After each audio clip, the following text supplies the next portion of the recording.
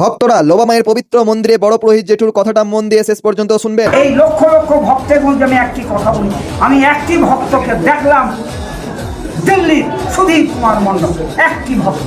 লক্ষ লক্ষ ভক্তর মধ্যে আমার মাকে সঙ্গে 45 মিনিটে সবসময় সুধীর কুমার মণ্ডল, কয়েকশো কোটি টাকা জিরো ব্যাংক ব্যালেন্স, দিল্লি থেকে এসেছিলেন 1.5 মাস আগে, আমাকে সব কথা বলে দিল। আমি দেখুন আমার তো ক্ষমতা নাই, মাকে বলুন। আমি ওনার সংকল্প পুজো করলাম, পুজো করার পর এই নাটশালাতে বসে আছে। তারপর আমি 40 মিনিট পুজো করেছি মায়ের নিয়ে, আমি এখানে দাঁড়ালাম, আমাকে ডাকি ঠাকুর মশাই শুনুন, আমার সব মনোবাসনা পূর্ণ, যে উদ্দেশ্য নিয়ে এসেছিলাম সব ফিরিয়ে দিল। কয়েকশো কোটি জিরো, সেই কয়েকশো কোটি অ্যাকাউন্টে হল।